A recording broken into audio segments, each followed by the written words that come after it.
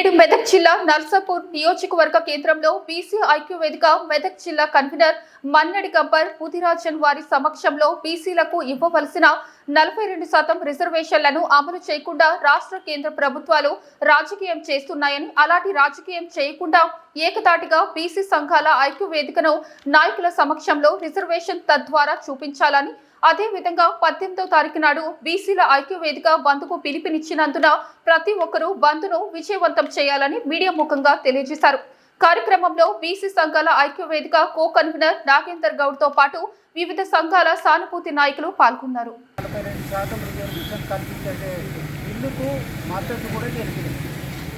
మరి దాని ప్రకారం కోర్టులో వాళ్ళు వేసేసి ఒక సామాజిక వర్గం కోర్టులో వేసినప్పుడు మేఘాల మీద రాష్ట్ర ప్రభుత్వము జీవో తీసి ఈ జీవో ప్రకారము ఎన్నికల కమిషన్ తోటి వాళ్ళకి జీవో ప్రకారము బీసీలకు 42% ఇస్తామని చెప్పి ఎన్నికల కమిషన్ కూడా నోటిఫికేషన్ జారీ చేసింది. అయినప్పటికీ కూడా ఒక సామాజిక వర్గము ఈ 42% బీసీలకు ఇవ్వడము వాళ్ళకు ససేమిరా ఇష్టం లేకపోవడం వల్ల వాళ్ళు రిట్ హైకోర్టులో పెట్టి ఈ 42% ఇచ్చిన జీవోను కొట్టేయడం హైకోర్టు జరిగింది. మళ్ళీ సుప్రీంకోర్టుకు పోవాలని చెప్పేసి రాష్ట్ర ప్రభుత్వం నిర్ణయించింది. కాంగ్రెస్ పార్టీ కూడా నిర్ణయించింది. సుప్రీంకోర్టు ద్వారా 42% రిజర్వేషన్ సాధించుకొస్తామని చెప్తున్నారు. అంతవరకు స్వాగతించాల్సిన విషయం. మరి ఇక్కడ అన్ని పార్టీలు తెలంగాణలో ఉన్నటువంటి కాంగ్రెస్ కావచ్చు, బీజేపీ కావచ్చు, టీఆర్ఎస్ కావచ్చు, అయ్యా మేము మద్దతు ఇస్తాము మేము కావాలి అంటున్నారు. మరి ఒక పార్టీ మీద ఒక పార్టీ తిడుతున్నది, ఒక పార్టీ మీద ఒక పార్టీ తిడుతుంది. నువ్వు చేస్తలేవంటే నువ్వు చేస్తలేవు, నువ్వు చేస్తలేవు. నిన్ననే చూసిన మహేష్ కుమార్ గౌడ్ ఢిల్లీలో కూర్చొని మిగతా పార్టీలు సపోర్ట్ ఇస్తలేవని చెప్తుంది. మరి ఒక ముఖ్యమంత్రిగా ఉన్న అతను చొరవ తీసుకొని అన్ని పార్టీల ముఖ్య నాయకులను పిలిచి ఒక దగ్గర కూర్చోబెట్టి అయ్యా బీసీలకు 42% రిజర్వేషన్ ఇవ్వాలని మనం అనుకున్నాము, మీరు కూడా ఒప్పుకున్నారు.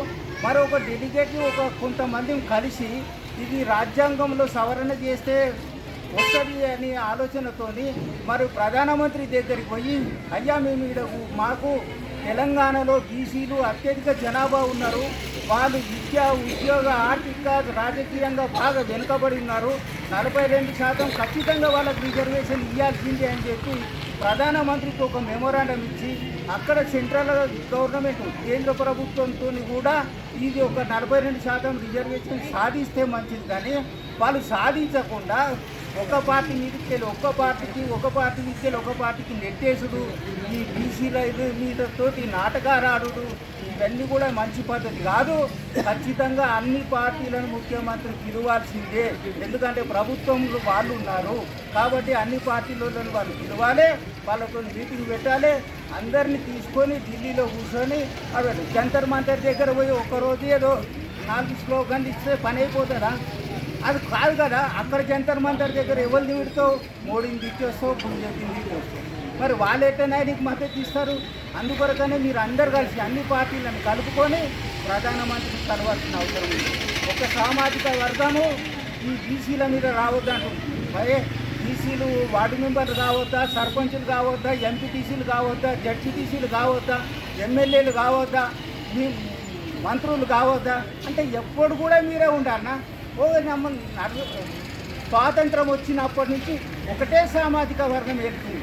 మరి ఇంత పెద్ద జనాభా ఉన్న బీసీలో ఏం కావాలి? మరి అరే మాకు సర్పంచ్ అయితే కూడా ఒరువారు 60 మీరు ఈ 42% రిజర్వేషన్ వెంటనే అమల్లోకి తీసుకొచ్చి 42% రిజర్వేషన్ కల్పిస్తూ చట్టబద్ధత కలిగిస్తూ ఎన్నికల నోటిఫికేషన్ ఇవ్వాలి. మరి ఎక్కడ కూడా ఇబ్బందులు జరగకుండా ఇచ్చే బాధ్యత రాష్ట్ర ప్రభుత్వంలో.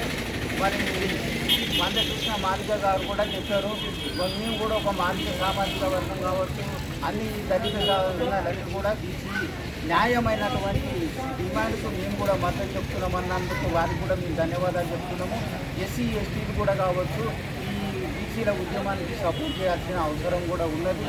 మరి వాళ్ళందరూ కలిసి మరి కార్యాచరణను కూడా ఈ జేఏసీగా ఏర్పాటైంది.